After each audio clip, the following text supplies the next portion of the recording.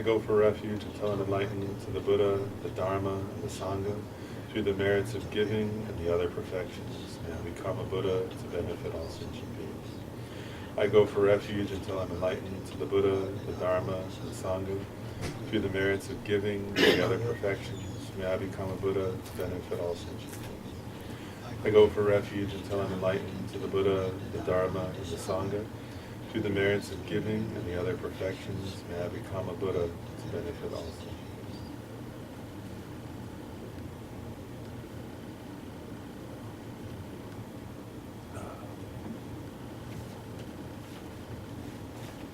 So we're on this, as I said, we're in the section on developing calm abiding, right? So it's kind of, as we said, like there was like a brief covering of all 6 perfections, right? And now Lama Tsongkhapa has a long section, like really it's almost a third of the text, where he covers in great detail the details of how do you develop calm abiding, and then how do you develop special insight, in this case particularly special insight into the ultimate nature of reality. But we're on the section on. So we're starting at the bottom of page 207. And so we're in this section on calm abiding. And next, Lama Tsongkhapa is going into a little detail about how do you choose the object for calm abiding. So what is the object that your mind is going to focus on in calm abiding. And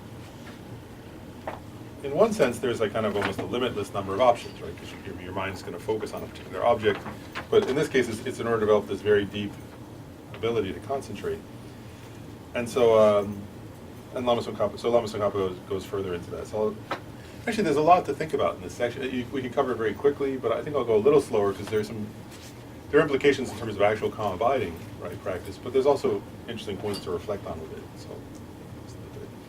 So he starts off at the bottom of page 207 saying, as regards, so now he's talking about types of categories, let's put it that way, categories of things you could focus on. So he says, as regards to the 4 objects for yogis taught by the Bhagavan, meaning the Buddha, the pervasive objects are 4 in number. So he's giving us 4 categories here. And the way he says it is the ones in which you place the mind without analyzing, and then objects of analysis. Is it not loud enough? Oh, it's not on. That's all right. Now it should work better, right?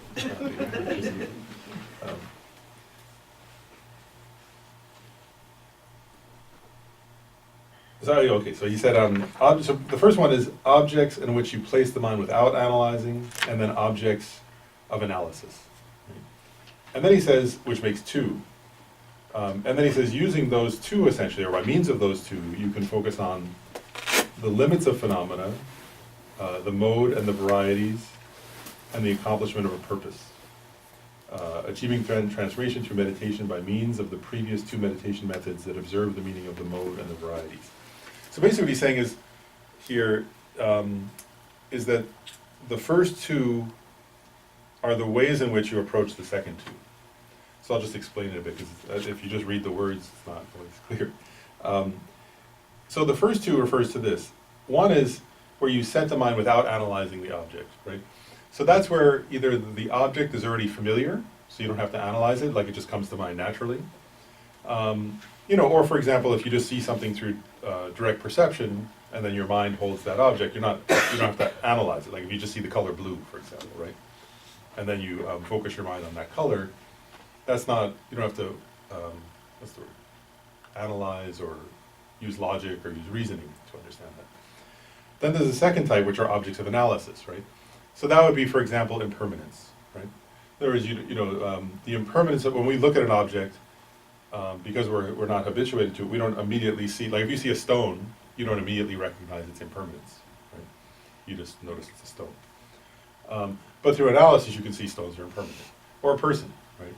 Like actually when I walked in, I saw Gabe, right? I said, hey Gabe, how's it going? It didn't occur, at that moment, there wasn't a clear recognition in my mind that Gabe's impermanent and it's different than the last time I saw him, and is different in each second, right?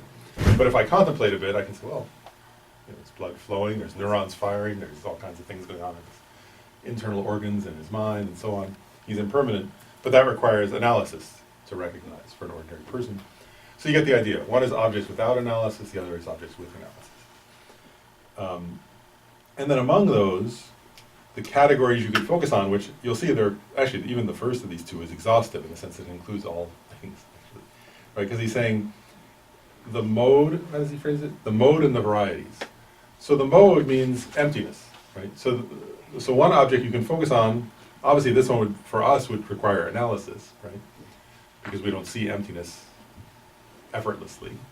But so one object of meditation is you could meditate on the mode of phenomena. So that means you analyze them until you understand their emptiness, right? And then you would meditate on that emptiness as your object of focus. The second is the varieties of phenomena. So what's the varieties of phenomena? Everything that exists, right? So you can meditate on any existent phenomena. So he's making an exhaustive category here. Or they say the conventional truths of multiplicity of phenomena. And then the other category he says,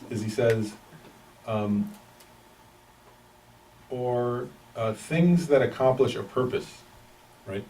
And he's going to get into that next, so I won't describe it, but that means that you're choosing, things that accomplish a purpose are included in the multiplicity of phenomena, of course, right?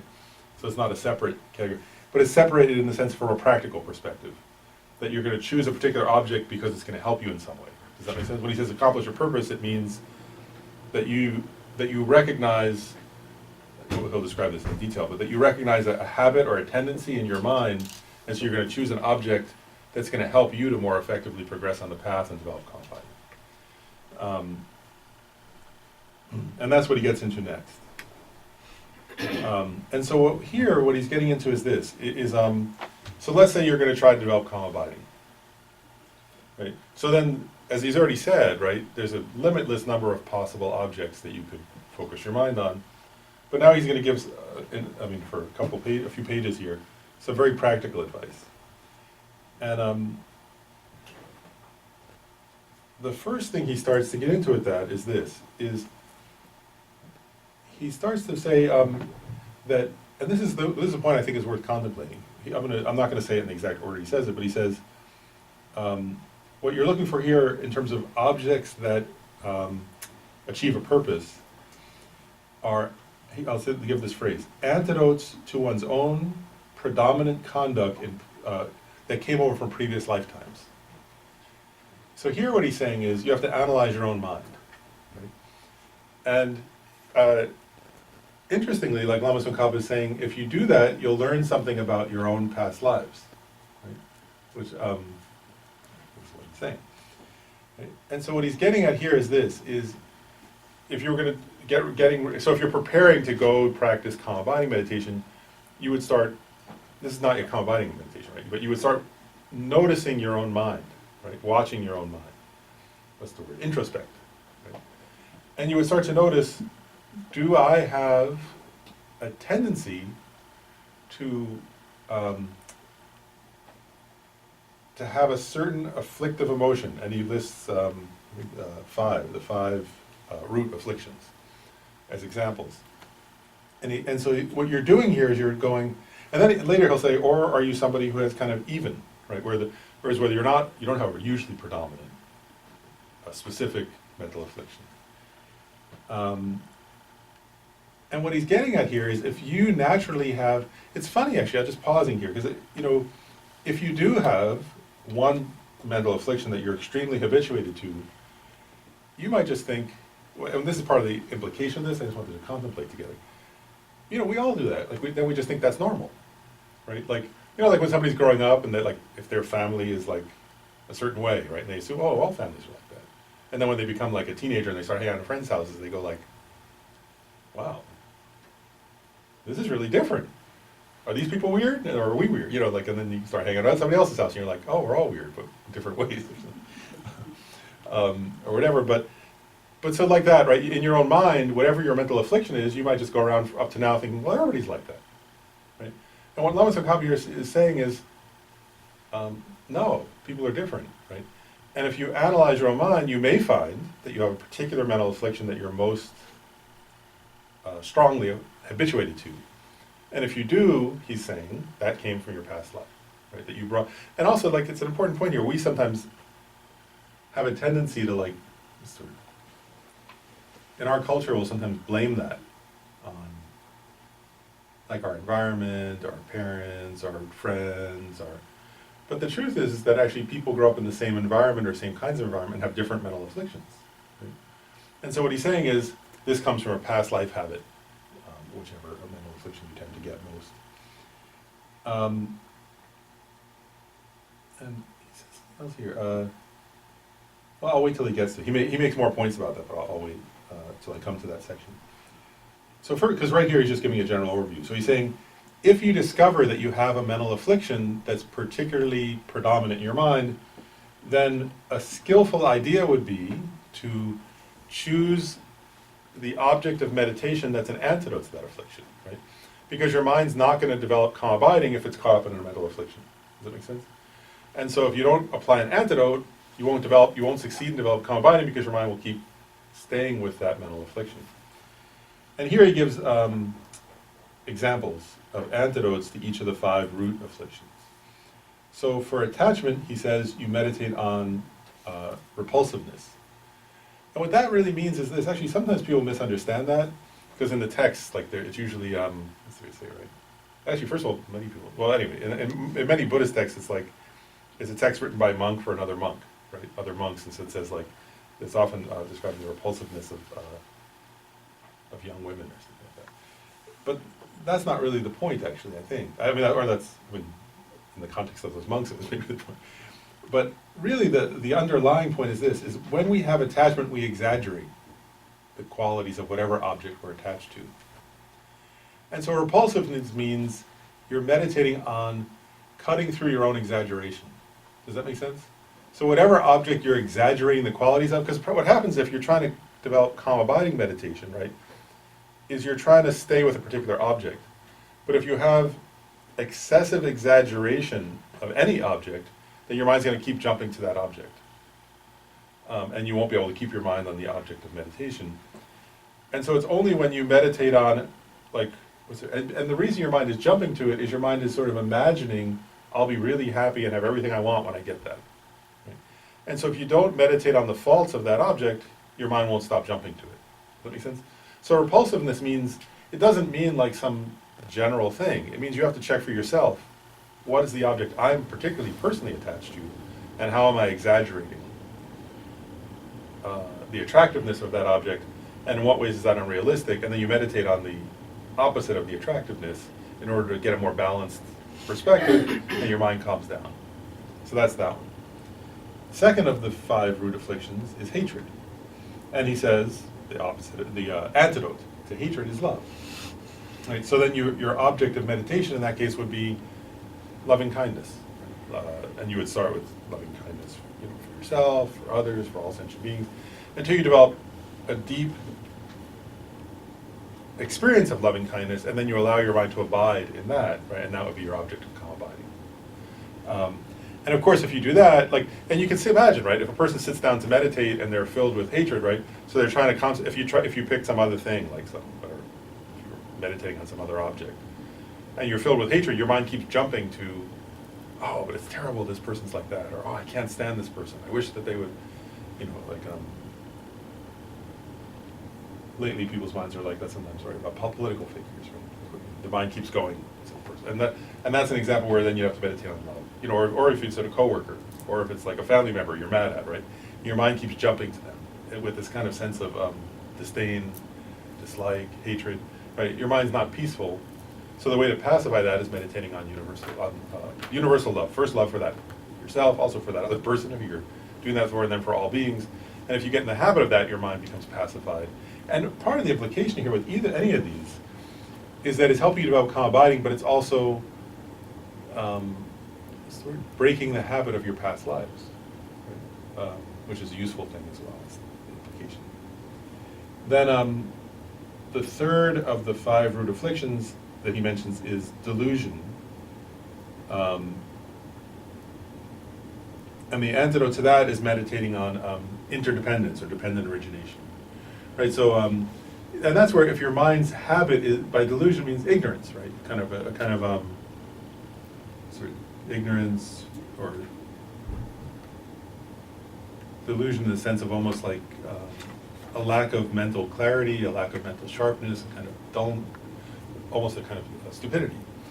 Then by meditating on interdependence, your mind becomes, because actually, and why is that, right? In other words, delusion means not seeing reality, right? And the nature of reality is interdependence, right, or dependent origination. So by meditating on dependent origination, your mind becomes more and more in tune with reality and less deluded and more clear about how things exist. The next one would be pride. And the antidote that Lama Tsongkhapa mentions that is the divisions of the elements. And that one actually, like, that means like, oh, what's this here? Actually, here, I think he's, it's interesting. This is often mentioned this way. And this kind of pride, as I just pause, I mean, I hadn't really put it this way before, but this kind of pride I mean, what he's referring to here, I think, is a kind of pride in one's own, like sort of, oh, I'm so great, or I'm so smart, or I'm so learned, or I'm so intelligent, or something.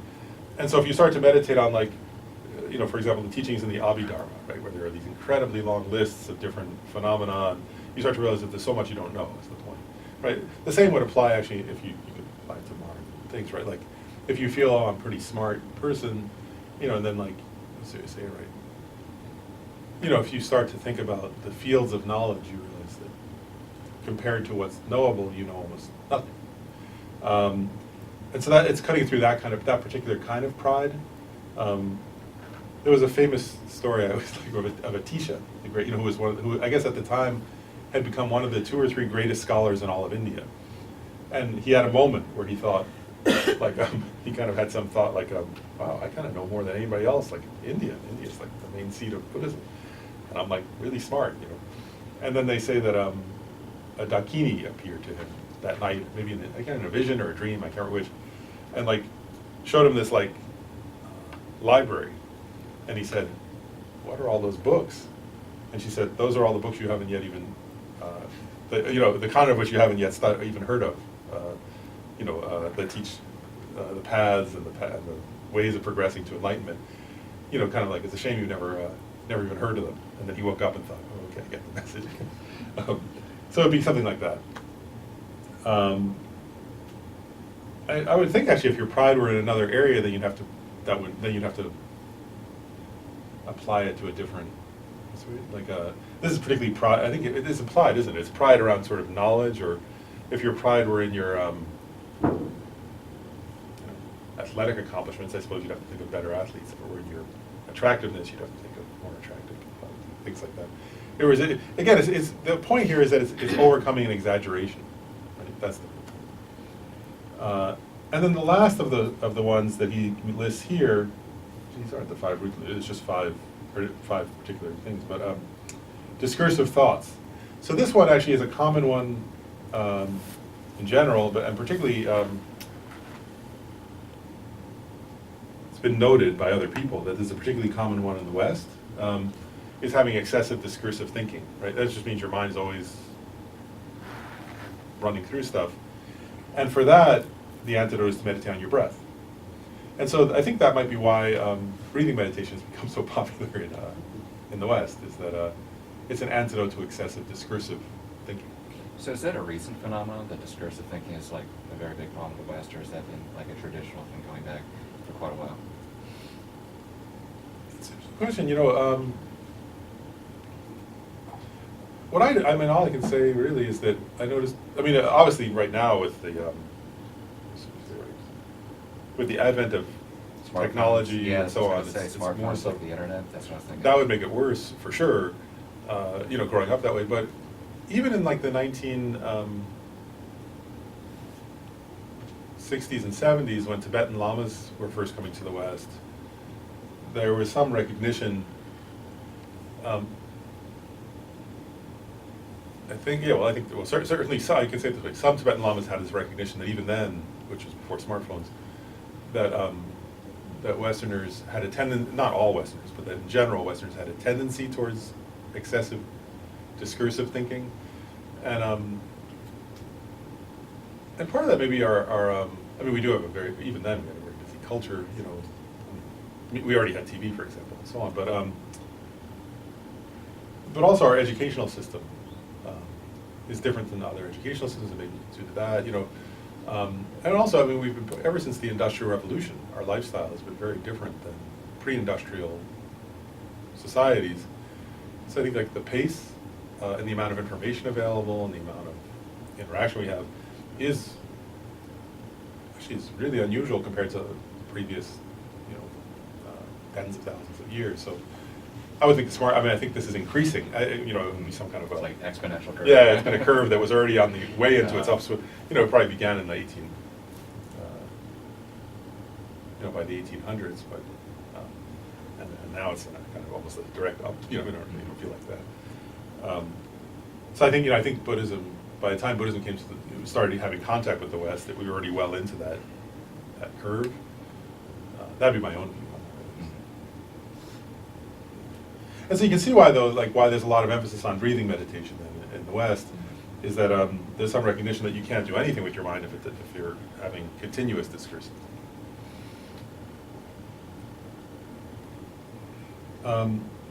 Then Lama Tsongkhapa says something else. I'll just read the paragraph and then I'll describe what it means. He says, the objects for the skillful are also 5 in number. Objects of skill regarding the aggregates, the elements, the sense fields, the 12 links of dependent origination, as well as establishing the unestablished. I remember when I first read that paragraph, I thought, what does that mean, the objects of the skillful? I didn't quite. It was like he had come out of this point about specific antidotes, and then he says objects of the skillful. And then, but his Holiness Dalai Lama explains it in his commentary. And it's for people who, this is a list of categories for meditation. Dalai Lama said for people who want to become whose interest is becoming a scholar or learned or wise. So I was going to Rajiv, this is for you then. But here the person would meditate on the 5 aggregates, the 18 elements, the 12 sources and sense fields, the 12 links of dependent origination, and the sources and non-sources. So such a person whose interest is in developing kind of a learned and scholarly mind could use those as their object of calm abiding meditation. And then he says, the objects for purifying mental afflictions are 2, the peaceful and the coarse states, and the higher and lower levels of the 16 aspects of the Four Noble Truths, impermanence and so forth. And again, here you get the point here. All of these are what he referred to earlier as for the achievement of a purpose. Does that make sense? So the first category was, if you notice you have a particular mental affliction that's predominant, you use one of the antidotes. The second is, if your purpose is to become learned and scholarly, you would use these sort of 5 areas of extensive knowledge. Now he's getting at 2 categories. What does he say here? For purifying the mental afflictions. Dr. Lawrence, Yeah. what's the definition of establishing yet not established? Like the 5th point in there, establishing. Oh, sources and non-sources.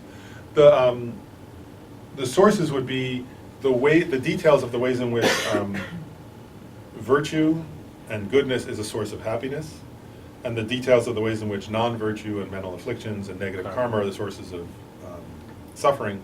And the non-sources would be contemplating how negative actions and afflictions do not lead to happiness, and how virtuous actions, like actions motivated by loving kindness and wisdom, don't lead to suffering. So it'd be contemplating the details of those kinds of, all the details of how that functions.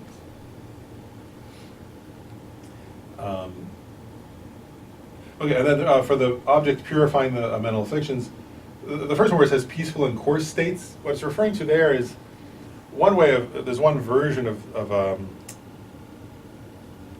purifying mental afflictions temporarily. This is not for permanent, where a person who's trying to progress in their meditative concentration, particularly somebody at an advanced level, looks at their current level of experiencing, of their current level, the realm they're in, actually is the way I would say it. So if you're in the desire realm, for example, which we are, the desire realm, the human realm is part of the desire realm, you contemplate how the desire realm is coarse or rough, And even the kinds of happiness in the desire realm are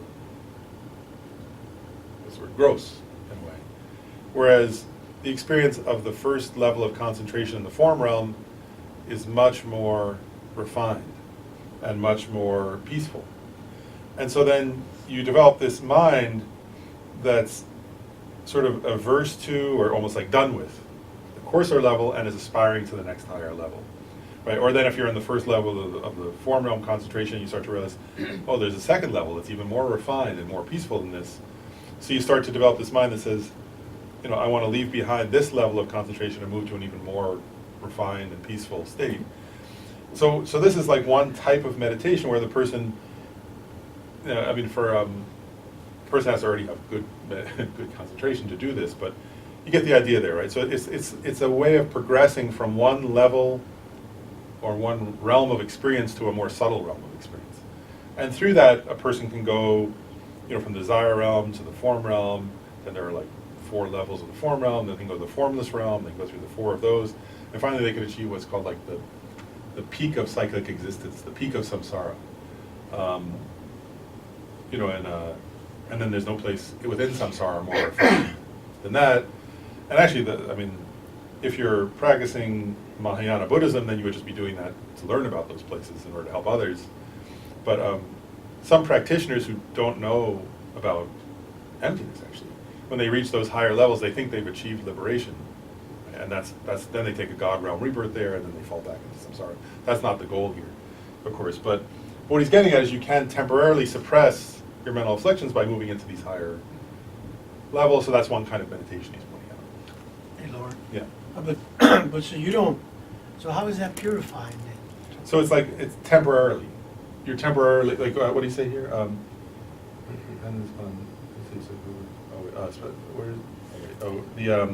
He says here, objects for purifying the mental afflictions are 2, peaceful and coarse states of the higher and lower realms. So there what's happening is you're temporarily purifying. Whereas, because if you move out of the desire realm, the mental afflictions associated with the desire realm are suppressed for a time, you know, while you're in that other experience. Mm. So in that sense, they're not permanently purified, but they're temporarily purified in the sense that they're, Diminished or something? well, or like they're pushed out of your mind. Like, in other words, your mind no longer experiences them at that time, or for a while, or, you know, as long as you can sustain that. So it's like it's not a permanent purification, but you know, a lot of times we use the word like when we purify karma, right? That doesn't mean you've, you know, sometimes we say the karma is fully purified, or sometimes we say, well, it's partly purified. So it doesn't have to be like a permanent cessation to be a purification. So in this case, it's like purifying in the sense that you're stopping it for that time. Yeah, with each one, you suppress or you stop certain afflictions in order to achieve a more peaceful state. But of course, it's not permanent. Only permanent cessations are only arise through the realization of emptiness. But it's like, so it's like a temporary purification of those. This is like different levels of like concentration. Yeah, exactly. And then the second, and this is kind of getting an implication of what you're saying, the second way of purifying mental afflictions that he's getting at, again, this is for a specific purpose, is to meditate on, what does he say, the 16 aspects of the Four Noble Truths, impermanence, and so forth, right? And so, and that's clear, right? Like you might meditate on impermanence to overcome excessive attachment to this life, right? By recognizing everything changes, you relax about that. The 16 aspects of the Four Noble Truths are what give a permanent, right? I mean, they would give a permanent, they can create a permanent cessation of mental afflictions. And you know the Four Noble Truths, right? Truth of suffering, its origination, truth of cessation, and the truth of the path. Right? And then each of those has 4 subcategories that can be meditated upon. Like, so for example, the truth of suffering has the impermanent, the suffering, the empty, and the selfless. You know, and each of them has 4. And those are points that that you can meditate on, and also that when somebody realizes the Four Noble Truths experientially, you know, for example, on the path of seeing, then they experientially realize all those 16 points in a kind of profound and definitive way.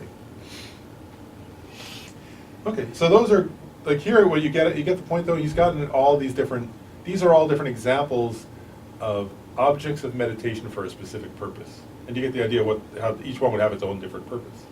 So if you determine you have an affliction, you can't really start with non-analytical meditation? Is that kind of it? Well, I guess like actually, the example of the breath might be, right? If you have discursive thinking and you meditate on the breath, that would be Okay, yeah. a non-analytical one that is an antidote to excessive discursive thinking. Because actually it's funny, right? If you have excessive discursive thinking and you start doing an analytical meditation, it's not going to stop your discursive thinking. But the rest of them would start with analysis. The other 5 of the examples he gives would start with analysis. So that's true. But is there more to your question? Just, I guess I was trying to, does one come before the other? Or do you try and do both? More of what one? So, I mean, I can clearly say that I have discursive thinking and attachment. Mhm. So, would I start with the analytical first, or? Oh, I see. With like the faults of the Yeah. would you start with repulsiveness or with Right. or with breathing first? Right. Well, actually, let me see if he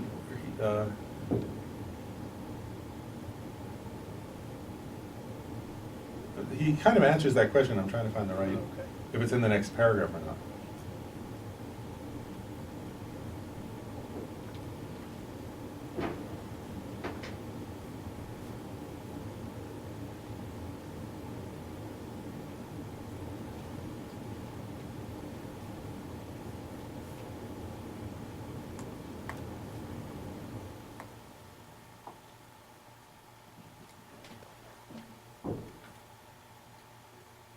Actually, it's a couple paragraphs down, he sort of answers that question. Okay.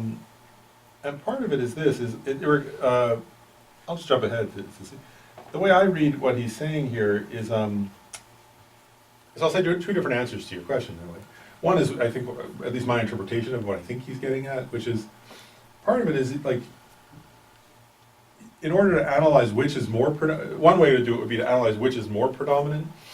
And there he gives some interesting points, which I found really interesting just to think about, which are these. Like he sort of says, like, if you're trying to analyze, how strongly am I habituated to any given mental affliction, he says, one point is like, well, how pervasive is it in my life, right? How much is my mind on that?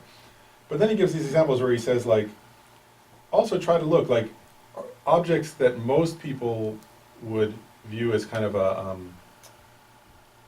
what's the word to say it? Like as a small attachment. Like most people would generally get a little bit attached to it. Do you develop, and the same would apply for anger or pride or any of these, right? Like, do you develop a humongous long-term attachment to it? And he says that's a sign that that's your predominant one. The same thing with discursiveness. Like, if a certain phenomena, like a lot of people in our whatever, would think a lot about this, but something that somebody else would think just a little bit about, do you become like hugely ruminative about it? And which, like, so that's one. And then how, and how long does it last, and how big and how long lasting is your reaction?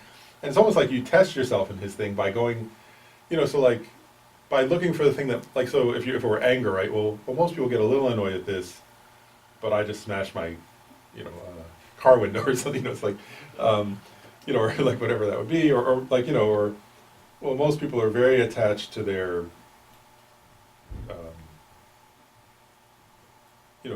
children or something like that, but I'm that way about my mug, so it's like, my coworker took my mug and I couldn't stop thinking about it for, 8 hours, whatever, there was so it's like over a smaller object is my reaction huge or something. And then how long does it last? And does it fade quickly or not? And when he's getting at, so that's one way of sort of analyzing it, is to really kind of look carefully at, to really analyze in more detail, how does my attachment arise, how long does it last, and what kind of objects? That's one way. Another point, which is not what Lama Tsongkhapa mentions here, but I'll just say it briefly, is another observation that Bleshit did, that has been said by many different Tibetan teachers, including Khyentse Rinpoche and other teachers of books and teachers of person and so on, is that there's some advice like I think that's given in general, and then it's particularly been given in the West or something like that, that a lot of times there's a benefit in beginning, even if your main object's not going to be the breath, because the discursive thing may not be your sort of predominant thing from past lives, that it's good to begin with some breathing meditation anyway, just to decrease the discursiveness. And for somebody who, I think there's a difference between somebody who has like, there's one thing I feel like your past life sort of habituation is to discursiveness, where it's this kind of overwhelming, and sometimes there are people like that, where, like, they can't fall asleep at night, I mean, not just occasionally, but like, almost all the time, because they're always thinking and thinking and thinking, and Can you explain the word discursive? Like, what does it mean? discursive is, I would say it's, Is it like obsessional? similar to ruminative, like thinking useless thoughts over and over again.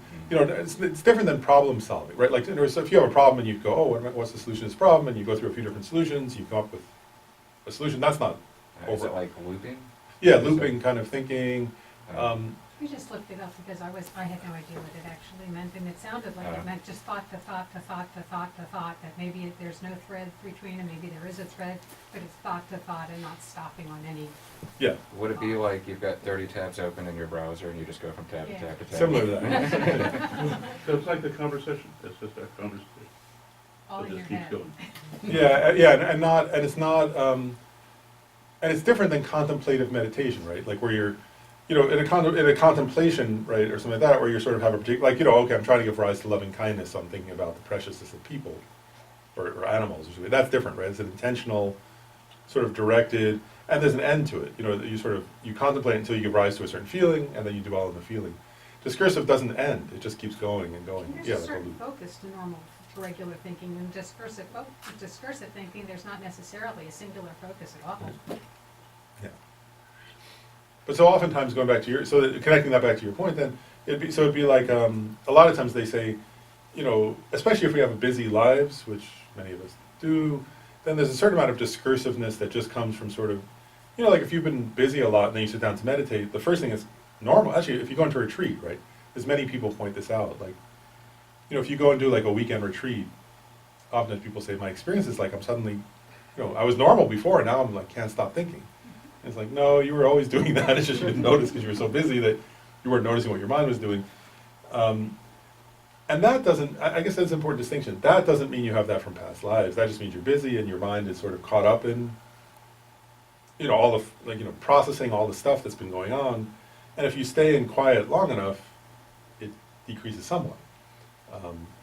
And then, slowly, and that's where like breathing meditation oftentimes is almost like a preliminary, and sometimes the lamas will say either like at the beginning of a session do breathing meditation before going on to do whatever you're going to do, or they'll say like, if you're going a retreat, like, emphasize breathing meditation for a little while, or things like that before moving on to your main topic or something like that, just to sort of, it's like the analogy that's sometimes given is like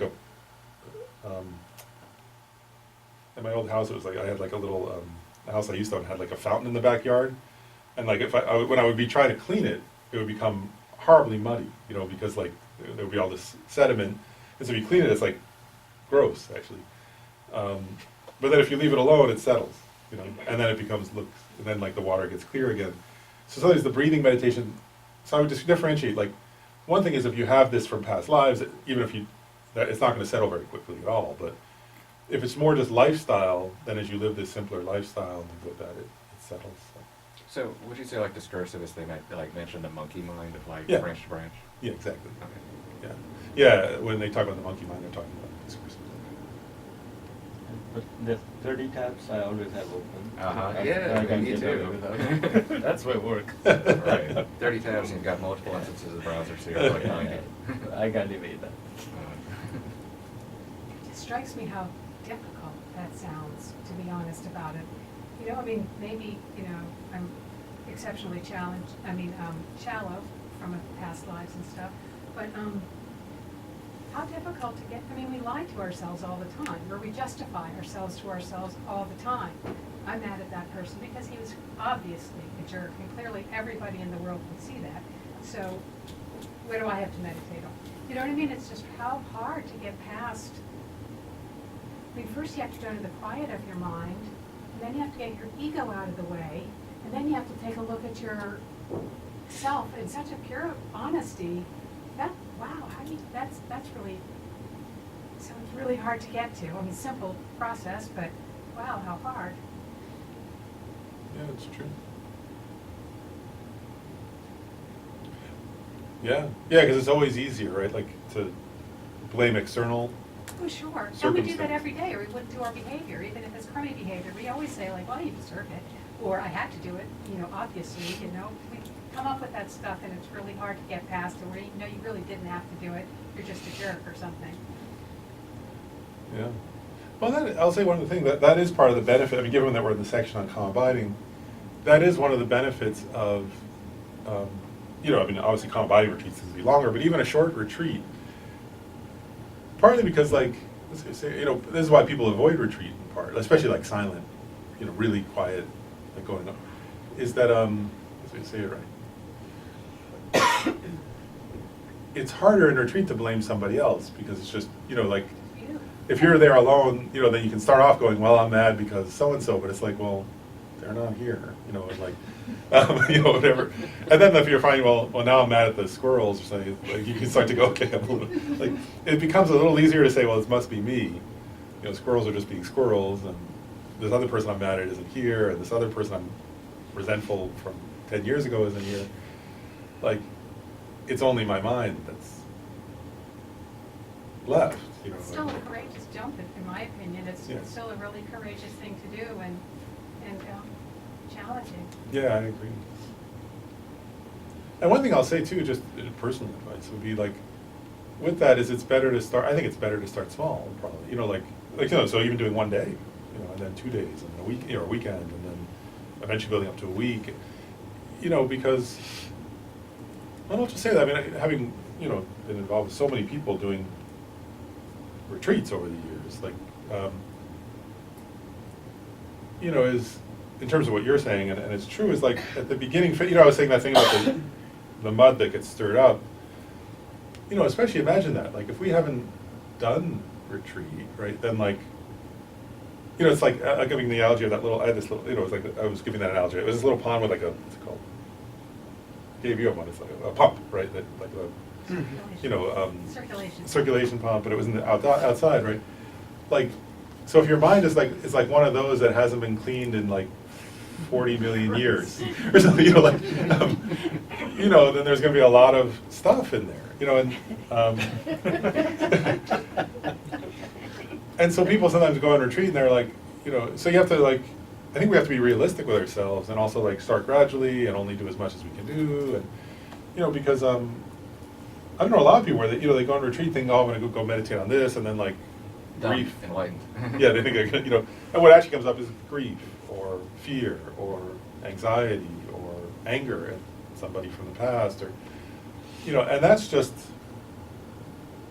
the stuff getting stirred up, like that's only the first stage, and then that's where then you would, for example, do breathing meditation, you have to learn how to recognize it's just a thought, it's just a feeling, that's not, like, come back to the breath, and you can observe it, and then you learn the antidote, like the ways to heal. Those antidotes really are just ways of healing, right? And that's not your calm abiding, that's just sort of the preliminaries. That's why I was saying last time also, this doesn't say this in this text by Lama Tsongkhapa, but there's like a traditional instruction oftentimes that before a person would go do calm abiding retreat, they would do other retreats first, like purification, for example. Because in purification, you're intentionally going towards all this stuff.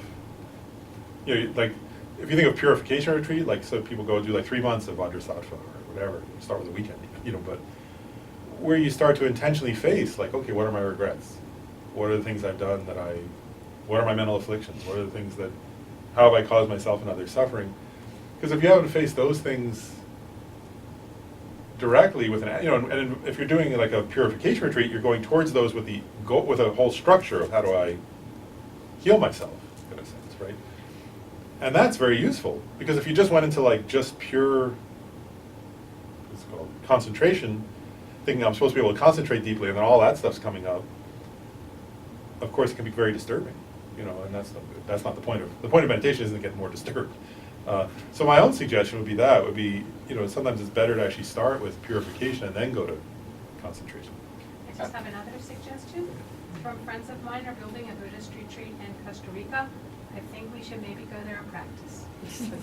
Is there something magical about Costa Rica? Do mental afflictions not arise there? That's right, it's in the rainforest, like with monkeys, and they're totally anti-mental afflictions. They have their own monkey mind, they take yours and run with it. I think it would be a really, just a thought. I was gonna pass on This something. discursive thought doesn't stop.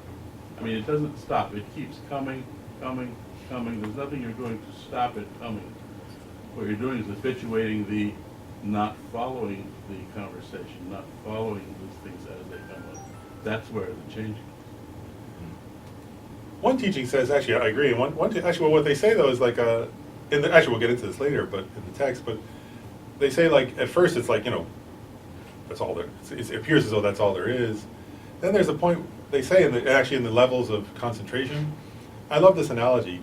It's like if you're like in the wintertime, there's ice, and then under the ice there's still like if there's like a stream, and the ice is thick, but under the ice there's still water going.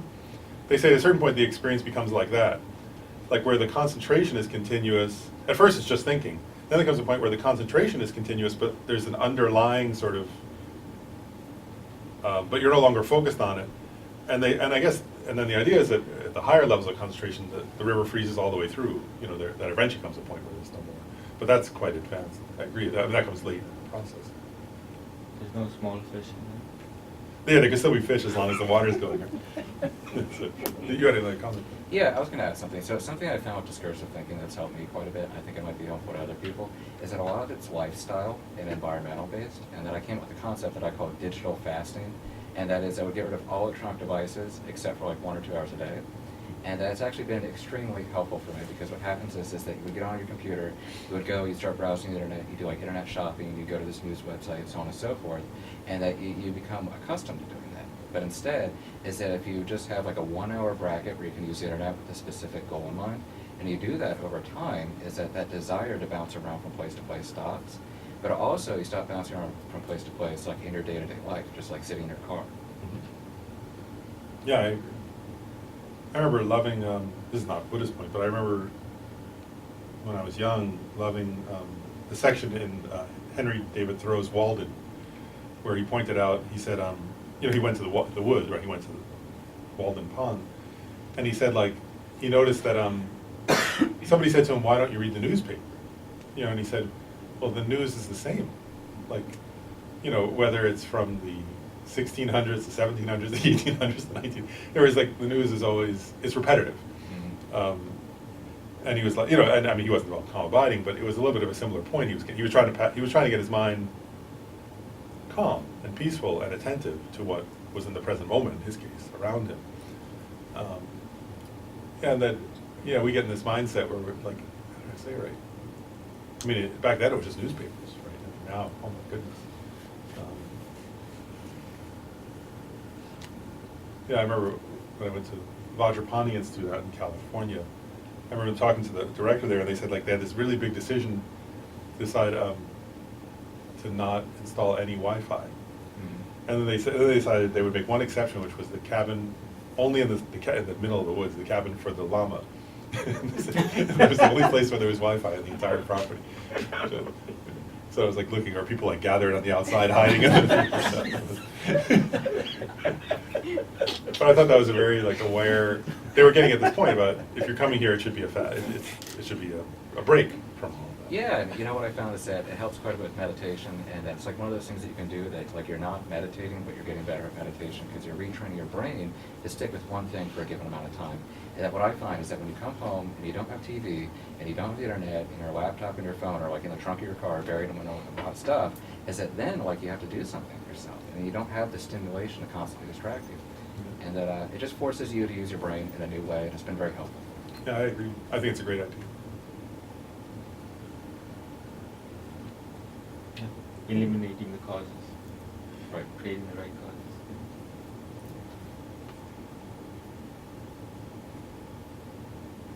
And so then, Lama Tsongkhapa says, I'll read this part because I think it's related.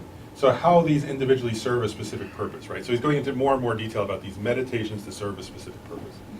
So he says, in this regard, the objects for purifying one's conduct are special in that the attachment and so forth of those who act with attachment and so forth. So and so forth means or the other ones he listed, right? More than usual is easily stopped and meditative stabilization is easily achieved in dependence upon. Right, so what he's getting at there, you get it, right, is that if you correctly identify what's my personal main affliction, and then you meditate for your object on the antidote to that, what does he say? The affliction will be more easily stopped, and because you stop your main affliction, your mind will settle, and then you'll easily achieve calm abiding. So he's saying, whereas if you choose some other object, you're going to spend a lot of time trying to develop calm abiding, and you're not, and your mind's going to keep jumping to anger or attachment or whatever. Whereas if you do this, you'll pacify your main affliction, the mind will settle, and your meditative experience will progress faster. Then he says, the objects for the skillful purpose are good objects for calm abiding because they negate a self of persons apart from those phenomena, and therefore correspond with the arising of special insight which realizes selflessness. Okay? So there again, what he's getting at is that these are not, you saw, I mean, none of the ones he specifically mentioned were emptiness, right? But what he's getting at, I think, here is this, is that all of the mental afflictions involve exaggeration, right? Or some kind of, exaggeration of the importance of something or the qualities of something. And that by meditating on an antidote, you're coming closer to reality. When you come closer to reality, it moves you, it makes it easier for you to then realize emptiness and develop special insight into selflessness. And that's why also, there's a famous teaching, for example, with anger and love, right? That there are many stories like this from Tibetan tradition, and even Indian tradition, that, if somebody meditates on love extensively, right? Love is realistic, right? In other words, love recognizes the preciousness of beings and how beings suffer and how beings want to be happy, which is all true, So it brings the mind closer and closer to reality. It creates this vast positive karma. And they say there are many examples where somebody who meditated on love, then when they tried to meditate on emptiness, they very quickly and easily realized it. There's a famous story of a teacher, Dharma Rakshi, like that, where his retreat was he just went and meditated on love, and he just was always meditating on love, and his view of emptiness was not as good as the teacher's, but then one day he just realized the perfect view, and it was mostly through the power of his meditation on love. So that's an example of what I think he's getting at here. Then he says, meditation objects for purifying mental afflictions are of great significance in that they become general antidotes to the mental afflictions, right? So not only do they help you develop calm abiding, but they decrease your mental afflictions, which is the main point of Dharma practice, actually, right? In other words, we're not practicing Dharma if our mental afflictions aren't decreasing. That's the definition of the way of Dharma practice. Then he says, there are no pervasive objects apart from the preceding objects. Right? So in other words, that you need to really, what he's getting at there is like, he's saying like, nobody can say one object applies to everybody, right? You have to check for yourself what's your main affliction and what will help you. Therefore, meditative stabilization should be accomplished in dependence upon the meditative objects of calm abiding with their special purposes. Those who practice meditative stabilization in dependence upon pebbles, pieces of wood, and the like, clearly do not know the presentation of objects of meditative stabilization. Right? And so there, as Lama Tsongkhapa often does, he's pointing out the mistakes other people sometimes. And actually, there are texts that say this. There are texts out there that say meditate on a pebble or something.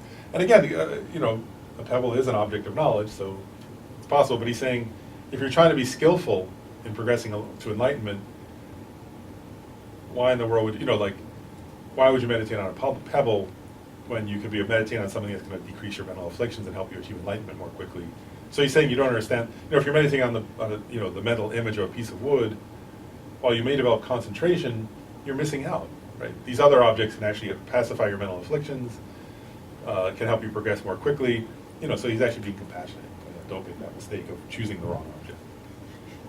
Were you meditating on a pebble recently?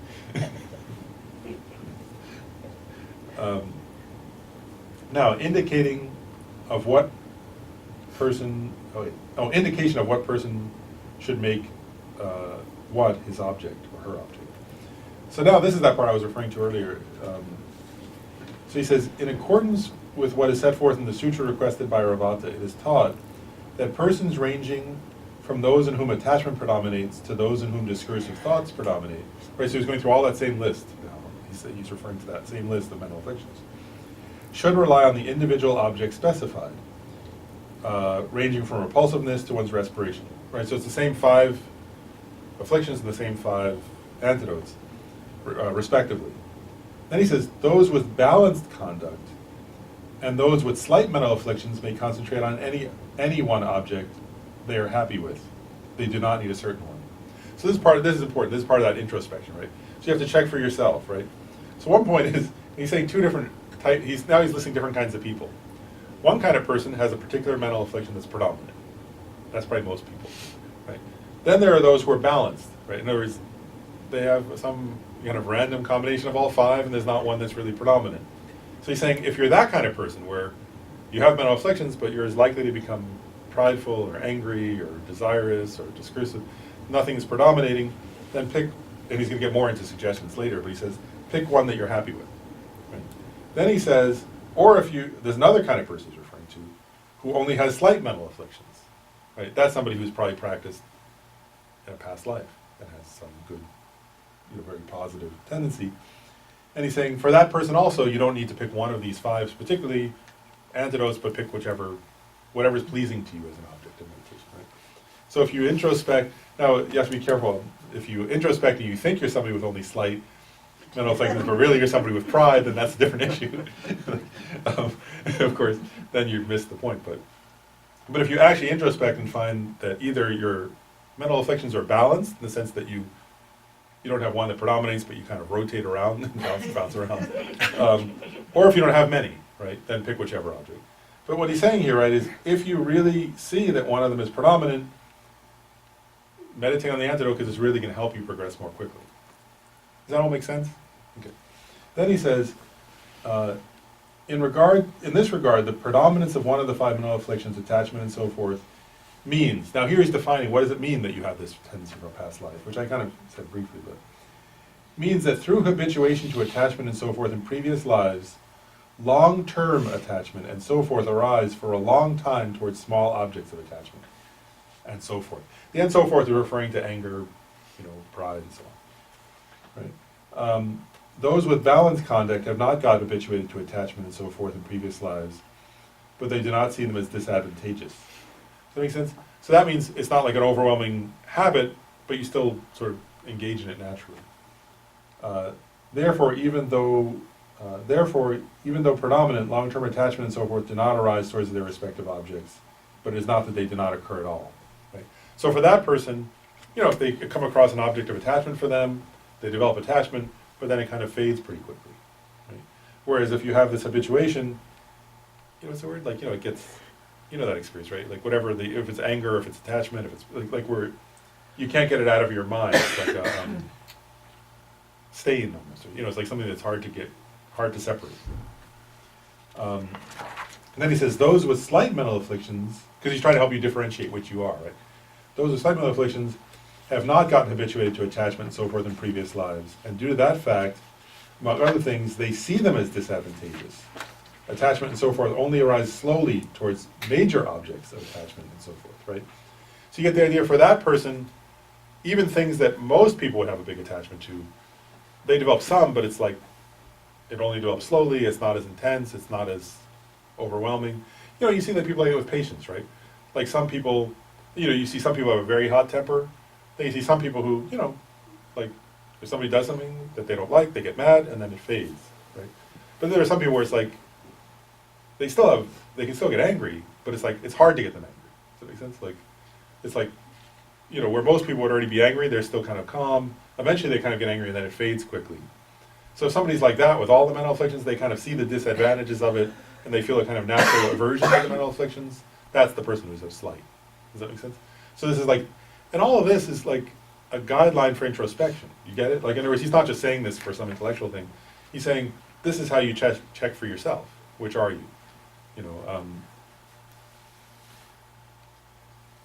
And then he says, towards medium and small objects, they do not arise at all for those people, right? So he's saying for the people with the slight afflictions, like, so, for example, when, like, medium would mean like, where most people would get a little bit mad, they don't get mad at all, right? There's something slight where they don't get mad at all. With an extreme thing, they would get mad, but it doesn't last so long. Or same with attachment, right? That person, where most people would sort of become extremely attached, they're kind of not too big a deal. If they're around the situation a lot, they start to get a little bit attached, but it fades more easily than most people. Moreover, those with predominant attachment or one of the other five take long to accomplish quiescence. So here he's making a point. He's saying, if you have a predominant and very strong tendency towards mental afflictions, know in advance you can develop calm abiding, but it's going to be harder for you, right? Because your mind tends to have more afflictions in it. So you can do it, and it's useful, but it's going to be harder to process and take longer. Then he says, those with balanced behavior, not too long. Those with slight mental afflictions accomplish it quickly. Right? So if you're somebody who has a slight mental afflictions, you can very, and there are people like that, you hear, like where they go on retreat and they very quickly achieve calm abiding, but it's because they have that kind of disposition. If you have the other kind, and that doesn't, but if you have the other kind, it doesn't mean you shouldn't do it. It means that just you haven't done it in past lives, you haven't progressed, so if you don't progress in this life, you're not going to do it. So he's not saying don't try, but he's saying, it's almost like, what's the word, like a prognosis or something, like how much effort and time it's going to take you to achieve your goal. Did somebody have a question? Yeah, so with the attachment, so it strikes me as like every time you come to the object of attachment, you should be thinking like that revulsion or meditating on it. If it's a very, very strong attachment and like you come to contact with it fairly often. Yeah. Yeah, that's right. Yeah, and like with attachment, of course, there are numerous things. One is, the main thing he's saying, right, is cutting through the exaggeration. Right, because my concern is that I totally agree with it, but I don't want to go too far the other way. Give an example, like you go too far the other in the sense of attachment? Well, or the sometimes you sense can have of attachment to something that would be beneficial, but you're blowing it out of proportion. By blowing it out of proportion, then you're making a very bad thing. And so you don't necessarily want to get rid of it entirely, in my opinion, but you're not doing it the right way. So, I want to come into it and I want to, balance it, but at the same time is that I'm concerned that I don't want to become delusional about it and that I project something. I was a projection in the first place. Now I'm just replacing the projection. Oh, I see. Yeah, I think a useful way to view it is that the goal is to get rid of, or to overcome and actually to destroy the exaggeration. Right? In other words, because if you don't have an exaggeration, right, then you have a kind of healthy, balanced view of whatever the object is. So it requires a lot of introspection and honesty with oneself, of course, to say, am I exaggerating still? Because, it's hard to know sometimes, but I think that's a useful, my own view is that that's a useful way to think about it, is like, am I still exaggerating the qualities of the object? And is the feeling in me still one that comes from some kind of exaggerated projection? And when there's no longer an exaggerated projection, then, that's like, say, right, like, you can sort of tell that, like, what's there to say, right? Whatever you're attached to, like, there's like a charge, isn't there? Like, and for me, it's always, for me personally, the way I've gotten to understand this better, just from my own experience, is like, if I look at like things I'm attached to, I can see that charge in myself. Like, does it? Yeah, it's like a sense of like anxiety almost, like when you come into contact with it. It's just like, I can tell, like I feel like attachment is my big problem at the moment, and that I just know that, when you come into contact with something, it just diverts all of your thinking. It becomes almost obsessional. And I think the goal is like, when you're around somebody, like, for me, this is actually a useful experience to be around somebody who had a huge attachment to something I had no attachment to. And to watch and realize like, oh, they're looking at that and they're like, oh, I want that, oh, wow. And my experience is like, that was as interesting, like, it had like, it was like nothing, like there was no feeling at all. Like, and I was like watching going, oh, that's what I'm like with what I'm attached to. They're like that with this, but I'm not like that with this. And because then it helped me realize, oh, when I can get like, the way I am with the thing that they're attached to that I'm not, when I get to being like that with the thing I'm attached to, well, then I'm free. Does that make sense? Like, yeah, you know what it kind of reminds me of is there's this thing called the Gartner Hype Curve, and it was about technology. And when a new piece of technology comes out, people think it'll solve every single problem that they ever conceive. And so they get very, very attached to it, and that they start trying to implement it in every single part of their life. And then what happens is it just fails spectacularly. And that the attachment dissipates, and then they go through a period of like despondence, where it's just like, I thought this would solve all my problems, it didn't, And then after a little while in there, they realize, oh, it could still be useful for some things. And then finally you come back to the middle ground. Yeah, yeah. Yeah, so when you come to that place, you know, because then it's not like you're avert, right? Like, like if you see like, I don't know, an early flip phone or something, right, using your now, like, you don't want to vomit because you see it or something, you're not running away from it, but there's no grasping at it either, Right. right? So like, yeah, the idea would be when you come to that with all objects of attachment, you guys have an attachment to flip phones? I still have a flip phone. Oh, that's good. He's very attached. Oh, you're attached to it, okay, well, maybe I was wrong. Good example. But where there's a kind of even-mindedness, right? A kind of calm, and no, there's not that feeling of grasping in a way. Yeah, I mean, I would say That's the cool. easiest thing to do to get rid of an attachment is to actually get it, but sometimes that doesn't actually work. Well, usually what happens then though is, then it gets another attack. Like, the problem with that is that then you develop another attack, because what happens is then you get it, it doesn't serve the function, so you think, well, what will? Oh, it's the other thing, and then it's this thing, and then it's that. So the key is overcoming the habit of exaggerating, actually, I think. The mental habit, which is what he's getting at. Overcoming the mental habit of exaggerating the objects. The marketing people know that iPhone 6, iPhone 7, Yeah. iPhone 8, iPhone 9. Yeah, they keep making a hype, right? But it ties into our mind's tendency to believe hype. Is the, you know, that's the real key, isn't it? Is our marketing only works because our minds have the habit of, there's just the desire realm, right? Actually, if they tried marketing on beings in the, what's it called, like the formless realms, it wouldn't work. Marketing doesn't work for them, you know, like that. So, yeah, we have to overcome the mental habit of exaggerating. Where then your mind's just calm. One way to actually, this is what I've come to feel, is that if you were to find whether you're attached or not, it's like, do you care if you lose it, or do you not care if you lose it? Like, for example, I had a cell phone, and I lost it in a company. And I know I lost it. A friend of mine was with me, and he was like, "You lost your cell phone." I'm like, "It's okay, we'll figure it out." Because at that point, I figured out, I get it, I get it, I don't get it, I don't get it. But my mind was balanced, so I could think about n number of ways how to get the cell phone, and I was able to get it. So I told him I was not attached to it, so I was fearless. That's good. I guess my problem is that I'm either way too attached or not attached at all. Is that my middle ground just really isn't there. Yeah, which is kind of equanimity, which is in a way the goal in this case. And then you can think about, oh yeah, this test, that test, you know, maybe go there, do this. I did all of that, and I thought, So you know that iPhones came out with like iPhone 10, like the day after I bought my iPhone 7 Plus, I'm just saying. 10. It's good 8 now. And the Just thing said- about it is the iPhone 10 has aliens that like move their faces.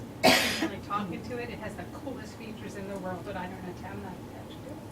I'm just saying. No exaggeration. No. I have a brand new iPhone 10. Yeah, she just. as we all loaded up. And what's the antidote to jealousy? Rejoicing. Envy there? Yeah. Rejoicing. The answer to that one is rejoicing. I accept my afflictions. It's a total- But I haven't activated it yet. So we have to But I'm rejoice. cooler than Ashley, so, you know, like, it really doesn't matter. I'm comfortable with it. But you could meditate on rejoicing in Asley's coolness. I'm though. thrilled for that. That she has that And they don't- stupid damn phone. And they don't call it the 10, they correct you, it's the iPhone X. Oh, they're the same thing. I know. It's but Roman they numeral. call it the X and not the 10. It's Oh. ridiculous. Same as 10. Right.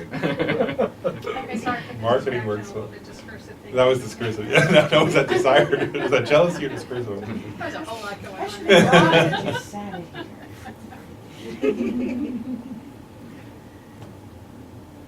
What does he say next? Identification of objects for given situations.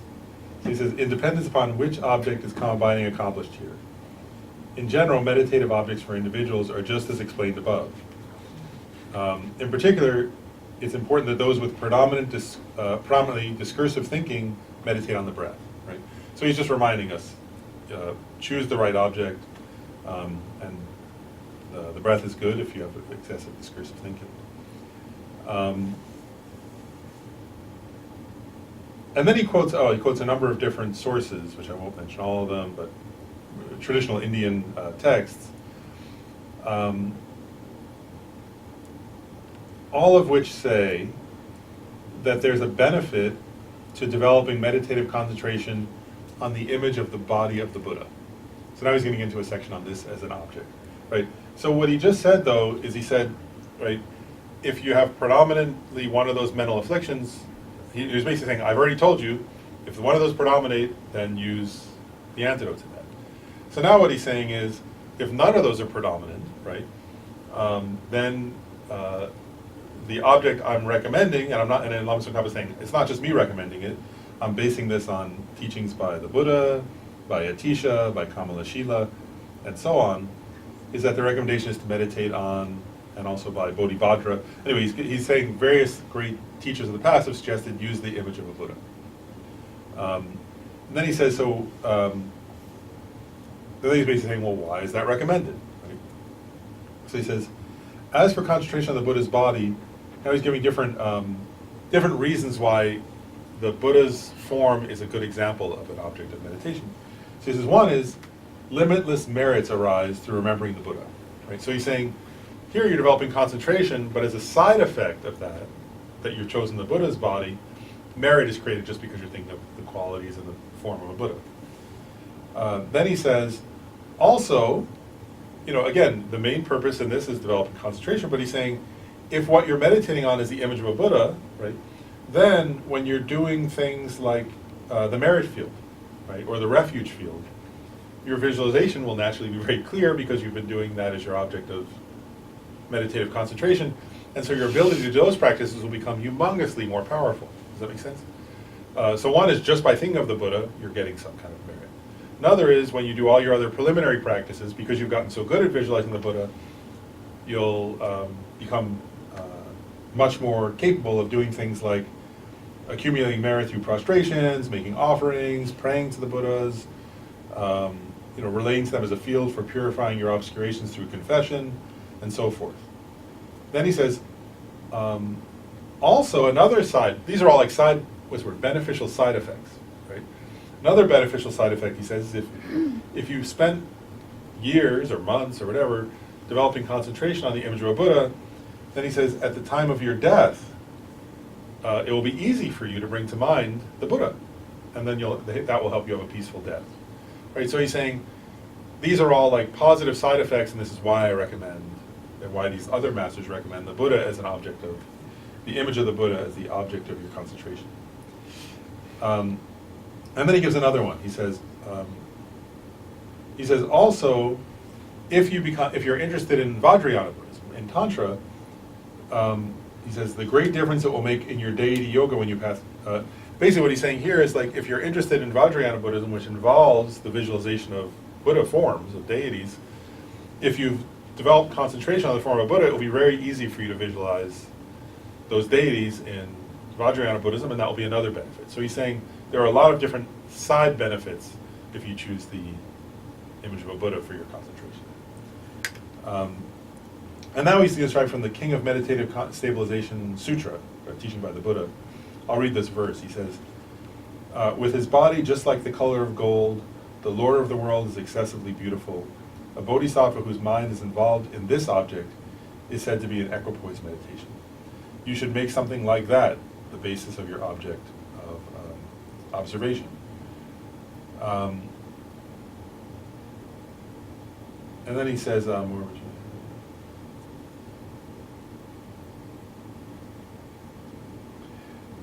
Well, and then he's going to describe below what this. He then says something which, actually, the phrasing I think is hard to understand the way it is. But I'll go on to the next. He's going to describe what this means. But a side point I want to mention too is later we're going to get into how what's this? Is right. The two main antidotes to meditative concentration as you progress are mental excitation and mental thinking. So one point that the Dalai Lama mentions in his commentary, which is mentioned elsewhere too, is if you're visualizing the Buddha as your object of meditation, he says if you have a kind of mental dullness and sinking, visualize the Buddha as very brilliant, made of light and very kind of radiant. Then he says, whereas if your mind is excessively excited and therefore kind of tending towards distraction, then kind of make the Buddha seem heavier and sort of more weighty, and it'll help settle your mind. So it's just an oral instruction. Then he make now I'm just going to summarize what he says next. I'm not going to read the actual words, but what he says is this basically is so if you're going to meditate on the image of a Buddha, and I was giving that as an example, he says start off. The first step is not yet the meditation. This isn't meditating, but he says find either a painting or a statue of the Buddha, or what painting or statue that you like, right? That you find beautiful, that you find attractive and what's the word? Pleasing, and that's also done well, like a well done painting or statue. And he says first, just spend some time looking at it, look at it. If it's a statue, like walk around it, look at it carefully, and start to memorize what it looks like. Does that make sense? If it's a painting, then same thing. Spend time just kind of looking at the details and noticing the finger. You first get a general image, but then really spend some time, like look at the eyes, look at the ushnisha, the top knot. Look at all the details carefully, and let it become familiar to your mind. Right? But now there's an important distinction he makes. He's pointing out that's using your eye consciousness, right? If you're looking. Meditative concentration is not developed with your eye consciousness, it's developed with your mental consciousness. So what he's saying is, first use your eye consciousness, but eventually you have to build up a mental image of that object, right, in your mind. And then it's that mental image that's going to become your object of concentration. Because some people make the mistake of thinking they're going to develop calm body and they just sit there staring at it, like forever at the statue or a picture. That's not the way to develop calm body. Right? You do stare at it for a while until you develop your mental image, but then you don't any longer look at it. You're focusing on the mental image of that object. So he says you must make it appear to your mind, right? And pursue the object of and pursue it as your basis of concentration in that manner, right, as a mental object. And then he says also, another point is once you've looked at the object, the painting or the statue, and then you make it an object of your mind. The object of your mind shouldn't be thought of or sort of visualized as a statue or a painting at that point. That you imagine it in your mind as the actual Buddha. Does that make sense? A living, radiant presence of the Buddha. And one of the commentaries points out, according to Mahayana Buddhism, the Buddhas are everywhere, so it's not actually contradictory. So you think the Buddha's here, right? And when you're visualizing the Buddha, you feel and imagine the Buddha's presence as a being. So you're not thinking, oh, that painting that is flat, right? You're thinking of a three-dimensional sort of presence. That's the Buddha. Then he says, he goes through in detail. The meditative stabilization is not accomplished through a sense consciousness, so don't keep staring at the object, right? Rather, it's with the mental consciousness.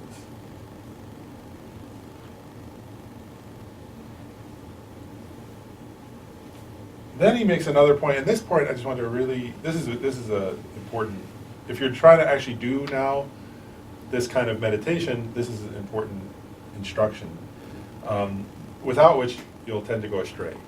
You won't progress. So what he's saying is, okay, so imagine you've done that, right? You stared at this painting or statue, you developed a mental image, then you go off to meditate, right? You sit in your posture, maybe you do some breathing meditation, and then you bring to mind your image of the Buddha, right? What he's pointing out next is this, is he says begin with a rough image, right? Whereas at the beginning, your mental image of this Buddha is not going to be like perfectly clear with all the details, obviously, right? Because it's not yet totally familiar. But he says, just be satisfied, like if you can get a general outline, be satisfied with that. Or if like you get a sort of clear image of part of the Buddha, like the hand reaching down or the begging bowl or something, just be satisfied and stay with that and develop stability. So and it doesn't matter if it's the whole image or part of the image, as long as it's that image, as long as it's either the complete or part of the image that's your object of concentration, be satisfied with what arises and stay with that object and just meditate on it with stability. Does that make sense? And the goal is to develop stability first. And what he says is, if you develop that stability, gradually the image will just sort of stay, and then later you'll develop the details. They'll come easily. The problem is if you push for the details at the beginning, you won't develop stability and you won't progress. Does that make sense? So if you like, if at the very beginning you start going, but I don't see the eyelashes clearly, and I don't see the fingernails in the right color, you know, whatever, like, then your mind's just gonna get uptight, and you're not gonna develop stability, and you'll just keep, it'll become a kind of, your mind will kind of jump around, and it won't become stable and peaceful over time. So he really emphasizes this point of just stay with stability. If any part of the image is there, if the general outline's there, great. Be satisfied and just stay with it. And naturally, it'll sort of like, naturally over time, and as your stability is like more and more present, you know, you can add in the details, you can sort of like imagine focusing in then on part and pulling back. You know, that's okay. But really the early goal of our is to develop stability. Does that make sense? Before clarity and detail. Another point he makes here, so he says, even if the details are rough, rough is fine at the beginning. Does that make sense?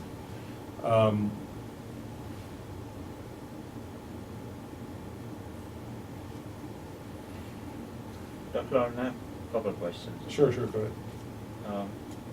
So the image, on certain days you get the image, and certain days you don't get the image. What is the underlying reason for What was the question? that? Like, certain days you would get the image when you're focusing, and certain days you wouldn't get the image. How much sleep are you getting? No, nothing has changed. Diet hasn't changed. Haven't had alcohol. None of that. No, just happens.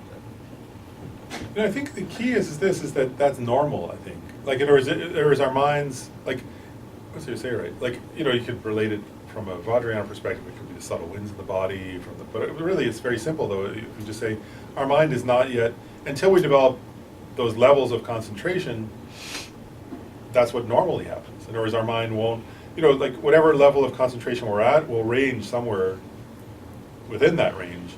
Some days will be a little better, some days will be a little worse. But the key is what he's saying, is like, you know, like, because I know what you mean, it could feel like, what's there to say, right? Inconsistency? It can feel almost disappointing, you know, if the day before you had like Yeah. a fairly clear image and then you come sit down and you're like feeling the same, and then you go and then like, it seems totally vague, or it could seem like, oh, I'm not making progress or something like that. But what he's getting at here is, this is why I think this point about stability is what's important. Just go for anything, you know, if you all you can see is the Buddha's knee, just stay with that, you know, and that's fine. You know, it doesn't matter, like in other words, you know, just develop something that's, you know, even if like one day it was very clear or there was more complete, if the next day you can't do that, just get some general outline, get any detail, and just stay with that.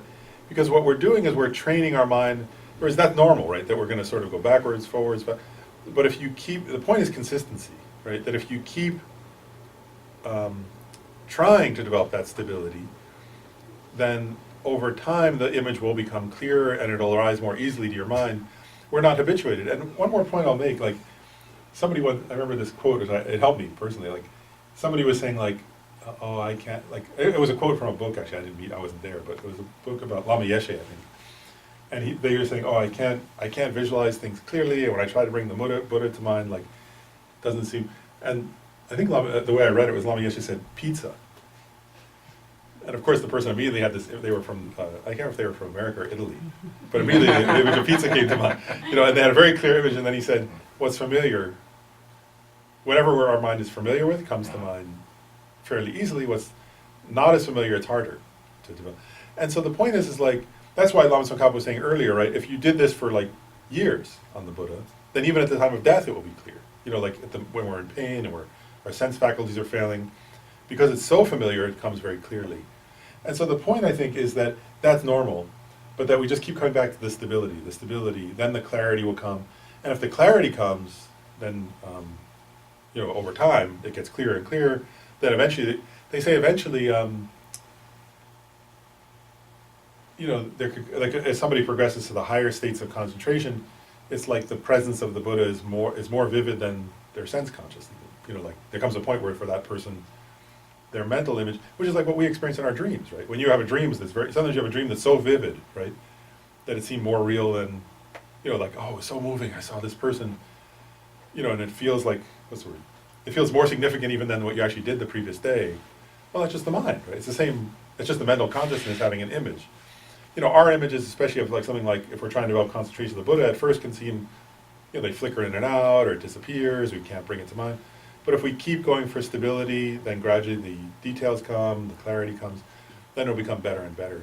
So that's normal. So I think the idea would be not to even, it's like just to go, oh, this, like, why is because I'm not used to it. You know, I'm not used to developing concentration. I don't have calm abiding. That's why, really. And once we have calm abiding, then like, if you just think, Buddha, immediately you'll be completely vivid. You know, for somebody who has calm abiding, they like, even the slightest intention to bring that to mind, and their mind completely absorbs in the object. So the real reason, to answer your question, why, is because we don't have calm abiding yet, or we haven't progressed to those higher levels of concentration, and that's normal, so we have to just keep developing the stability. I've got a question, so that's really interesting to bring up, and it makes me think about like the cyclical nature of progress. And is there anything specifically in the text about that? About this, I'm trying to think, not,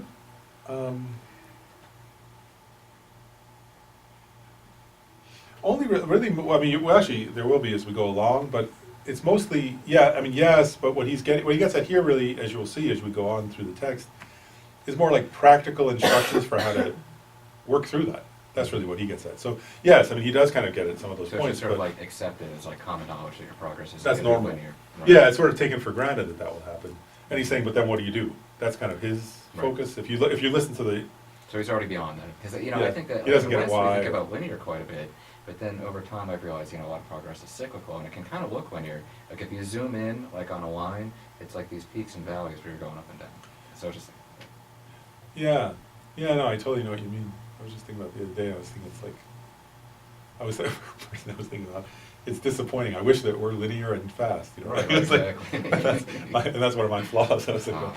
I wish it was just like, you know, you go like this and then boom and that, you know, but unfortunately it's not like that. And yeah, you can see actually if you implicate, I mean, Lama Tsongkhapa doesn't use those words, but if you actually read his text, it's pretty clear. It's just taken for granted. Of course it's cyclical, and of course it's not, and of course it's, what's the word, there are bumps and Mhm. ups and downs, and then here's what you do to, you know, he's very practical. It's just like, and here's what you do to make it easier, or here's what you do to, you know, even where he said, right, and if you're habituated to one of the mental afflictions, it's going to take a long time.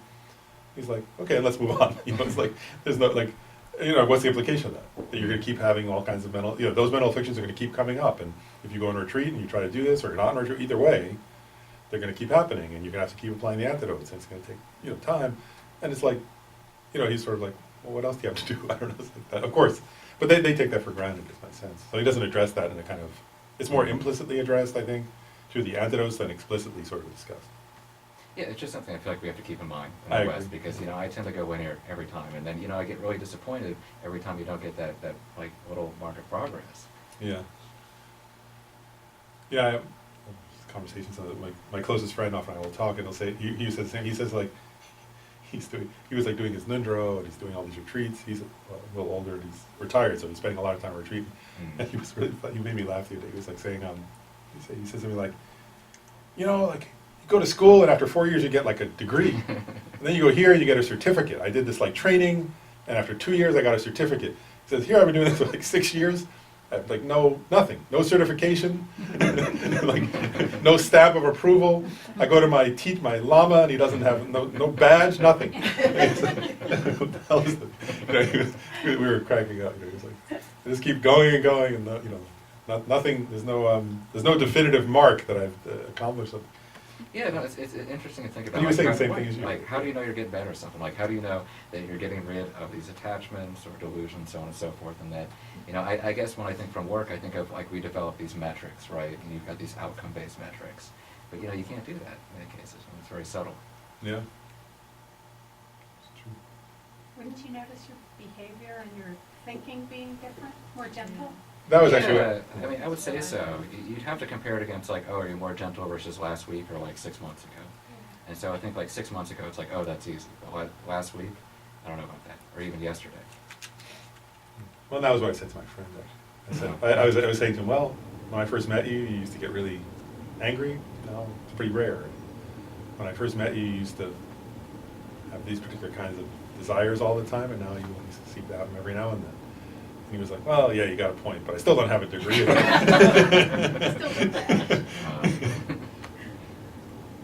Dr. Arun, I had a follow-up question on that. So, should you hold the image and then you lose that image? and then you, with the introspection, you bring it back. Yeah. And then stays for a little more, and then again it goes. So what's the best practice in retaining the image once you lose it? I guess a few things. One is they recommend at the beginning having short sessions. So like it's better to have, it's better to like actually, and he'll get into this more in the first, when we get into the first points of it. But it's like to really focus on your motivation at the beginning, like, almost like,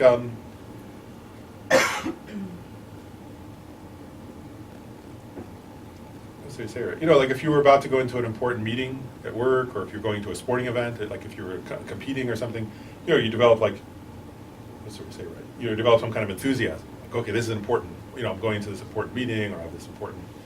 So you develop a kind of enthusiasm. They say, and then what they say is actually you should keep the session pretty short, and then even while you want to keep concentrating on the object, stop. Actually, that's the advice, really. And then they say, even at the beginning, you can do numerous short sessions. Like, so even if you have, like, say you have a half hour or something, they say, actually, don't do a 1.5 hour session at the beginning. Do numerous 5-minute sessions throughout the half hour. Like, so you do, like, if you can concentrate well for 3 minutes and then stop, look around or sort of redevelop your motivation. Say, all right, now I'm going to try to do 3 more minutes. And actually, and then you build up to 4, then 5, then 6, then 7. That's one point. Because then, what's it say, right? It's more encouraging for one thing, but also it stops us from developing the habit of just sort of losing the object over and over. That's one point. And then, but then another is within the whatever length of session it is. Of course, we're still going to lose the object sometimes. And again, at the beginning, the main thing, and what Lama says, one is you have to have this clear motivation that overcomes laziness. Actually, is what he says, right? So kind of enthusiasm. But then the other is that's normal. Is to recognize, of course, I'm going to lose the object, and you just keep coming back. Back. And actually, I'll make a side point related to that. I remember this, like, it wasn't really, I was at a psychology conference where, John Kabat-Zinn, who developed like all that research on mindfulness, was teaching just very basic mindfulness. And I remember I liked this. He taught, just mindfulness of breathing, which is one of the techniques Lama Tsongkhapa is mentioning.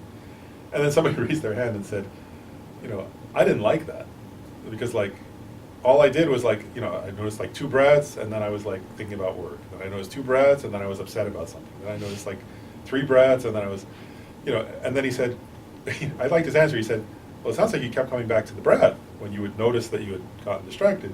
And he was like, yeah, but that sucks. And he's like, no, that's what, he was like, no, that's the practice. You did it perfectly, like, because you said 3 breaths, and then then 2, it was like, that's the practice. It was like, that you just keep coming back. And that's the initial, especially for the first few levels of developing calm abiding, that's the practice actually. So one is keep the session short, but the other is to recognize that is the practice. I'll lose it and come back. But the key also in this case, if it's the Buddha, is also not to try to not to be overly discursive about it. So one is don't analyze why you've gotten distracted or something, but also try not to that's why you looked first and then developed this, he says, a rough image. Is also don't start thinking like, oh, what do the eyes look like? What are this? That won't help. Just come back to any part of the image, whatever comes naturally. Like, so even if it's just the begging bowl or just one ear, it doesn't matter. Just stay with that. So like, as long as it's that image, though, that's the key. And actually, that relates. I'll just say another point because it's related to it.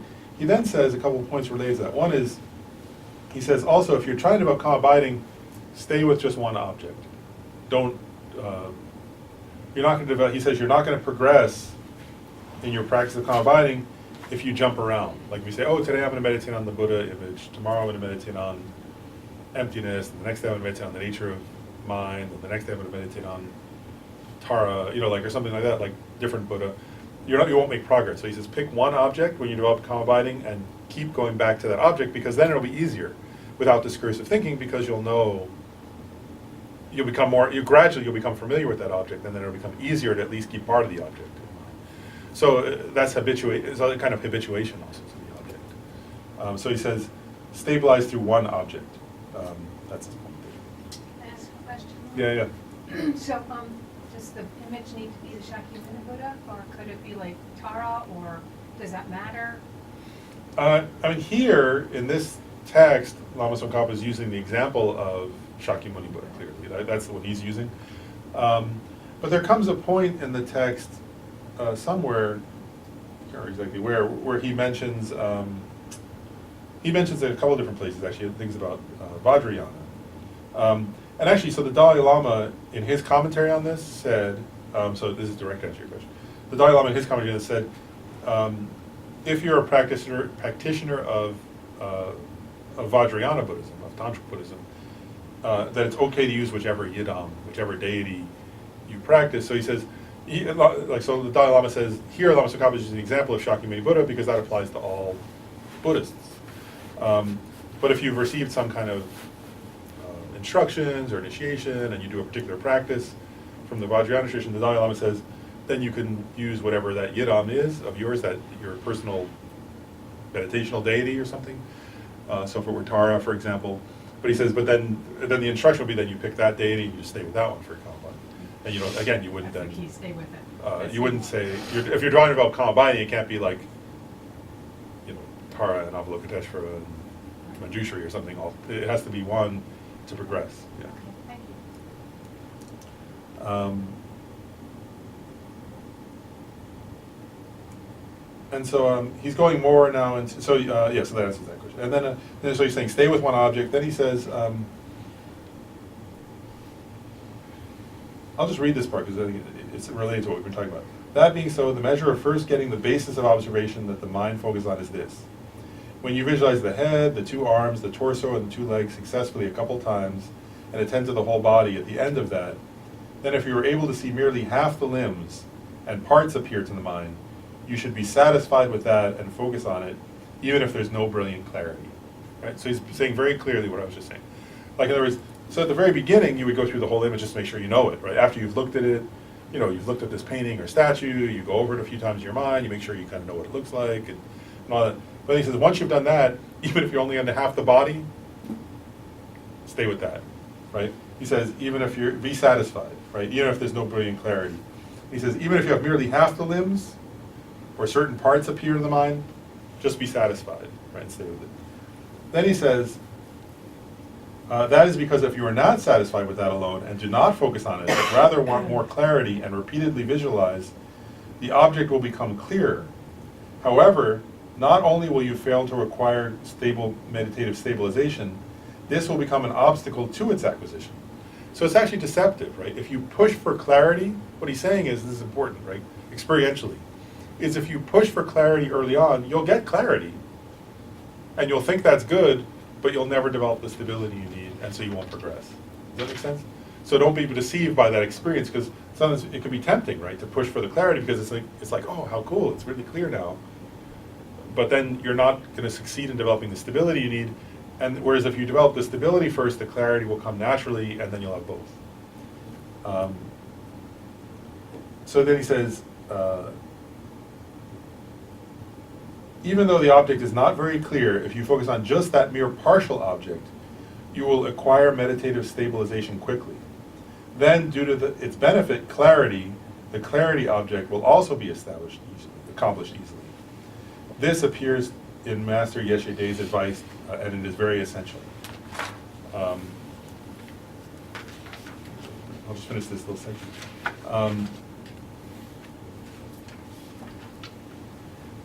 So then he's saying, as you progress, now you should focus on the whole body to the best of your abilities. If some parts of the body appear clearly, just focus on those. If they become unclear, again, you should focus on the whole again. Right, so now he's saying also, and Rajiv, this is getting part of your question, right? He's saying, try to focus on the whole body. Like if you sit down and you think, okay, Shakyamuni Buddha, right? You try. But then he's saying, if one part of it starts to, just one day, and he's getting at this like cyclical, here he's getting a little bit of this cyclical thing, right? He's saying, sometimes you'll see the whole body, great, focus on that. He's saying other times you may just suddenly notice an ear. So focus on that, that's fine, right? Then if the ear disappears, this is what you were saying, if finally the ear even disappears, go back to your general image, the sort of generic image of the whole body, and just stay with that. If that stays, great. If suddenly your mind focuses in on his hand, stay with that, perfect. If you lose it, come back to the whole image again, and then just go with what's, and part of what he's saying here is go with what's natural, right? Don't try to artificially sort of force yourself. If you can't hold the whole body, but you're getting the part, fine. If it's the whole, great. It sounds like don't get too attached to the prior successes, like the Yeah. peaks, and then instead retail your expectations for the valleys, so that you're not like adding like the pain of you don't have the peak in addition to the fact that it's difficult. Exactly. So you're making a bad situation worse by being obsessed with your prior success. Exactly. Yeah. Yeah, and so he's saying be satisfied with whatever arises as long as it's, and this is important for all meditation actually, right? Like, as long as it's part of the object of concentration, be satisfied, right? Like, so, even with the breath, like, almost like sometimes you may have this experience of very clear where you're like, oh, I can notice the entire sensation of the out breath, even that slight moment where you're in between the out breath and the in breath, and then the in breath starts, and you're aware of that, and then there's a slight moment where and other times it's like, well, I'm vaguely aware there's some breath going out of my nose or something, like, that's it. Doesn't matter, either's fine. Sort of Right? like redefining your terms of success. Yeah, the terms of success are if you're with the object, be satisfied. And now he gets to the implication, the other side of that coin, anyway, which is he says, basically on the other hand, he doesn't say that, but that's what he's getting at. If the color, the shape, the number, or the size appears that was not ascertained earlier, so what he's saying here is this, is as long as, it doesn't matter if it's the ear, if it's the whole Buddha, it's the ear, it's the knee, it's the begging bowl, good, be satisfied.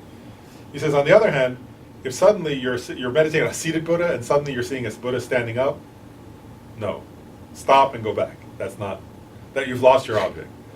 Or if the Buddha who is golden is suddenly purple, no, stop and go, then you've lost the object at this point. And he's not against purple or standing up, but the point is whatever your object is, if you've lost the object and it becomes something else, right, a different color, a different shape, if the Buddha suddenly has 5 arms or 6 arms, there are deities with 6 arms, but that's not your concentration, stop and go back. Does that make sense? And so, yeah, he gives the example. If the Buddha who was sitting is suddenly standing up, again, like, if you weren't doing meditative concentration, if you're just laying around and imagining, well, that's fine. But if you're doing meditative concentration, it needs to be whatever you're familiarizing. Does that make sense? And the same thing applies, right? If you're somewhere meditating on your breath, and suddenly you have this brilliant idea, right? Like some wonderful idea, that's a distraction. You come back to the breath, right? If your meditation's on the breath, it needs to be on the breath. Any part of the breath is fine, but if you've lost the breath, come back to the breath, right? If it's the Buddha, again, like even if you suddenly think, if you're meditating on the Buddha and you suddenly have some idea, oh, I think I understand emptiness now. Well, like, that's a distraction, come back to the Buddha, right? Whatever is not the object of concentration is not the object of concentration, let it go and come back. Just like we do with the breath, right? If you're meditating on the breath and you're thinking about work, you've lost the object, right? Come back. So it's the same here, right? But here it's subtler because it's saying, again, if the Buddha starts changing shape even, like if you were imagining the Buddha as like life size, and suddenly the Buddha starts to seem, like the size of a building, you've lost the object, come back to the life size, right? Or if the Buddha starts shrinking to a tiny atom, you've lost the object, come back. It should be the same size. It should be that, the object, the color, the shape, and the size is the object in your mind. It's a mental image, right? But our mental images are different sizes. In a dream, you know the difference between a giant and a, atom and it's a mental size, but that mental image should be the mental image. Does that make sense? And if you lose the mental image because it changes to a slightly different mental image, that's the same as if you were thinking about work. Let it go and come back to your object.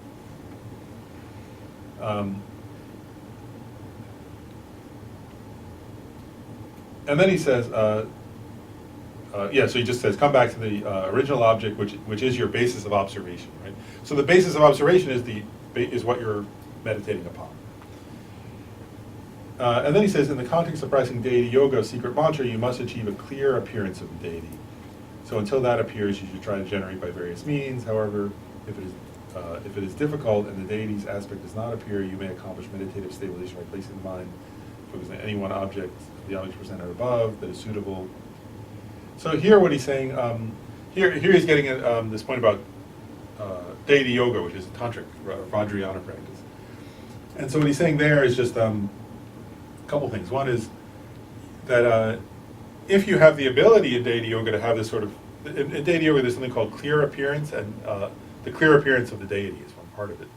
Right? And so if you're able to have this clear appearance of the deity that's essential to deity yoga and Vajrayana Buddhism, then he's saying, then you can use that, that's what I was saying to your question, then use that as your, then it's fine to use that as your object of observation for calm abiding.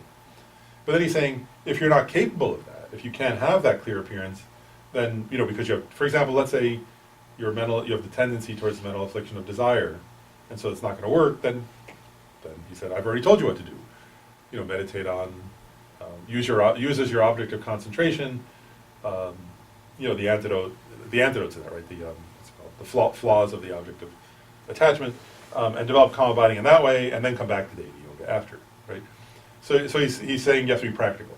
If you have this ability to do deity yoga as the object of concentration, then that's a wonderful practice. But if that's not working, if you can't have that clear appearance, then use one of these other things I've already taught, and you'll progress more quickly, and then come back to deity yoga using the concentration you developed. So it's a practical advice related to that question you were asking. Okay, so that ends the section on how to choose your object of concentration in order to develop calm abiding. So in a way, that's what, well, it's part of the calm abiding, but it's almost like a preliminary, right? Because you have to choose the object before you can start doing it. Any other questions about it? You guys have asked good questions. Any other questions about that section? It's pretty clear. So I've got a question. So choosing the object and visualizing, I'm thinking like if it's attachment is your main problem, would be visualizing the negatives of what you're attached to?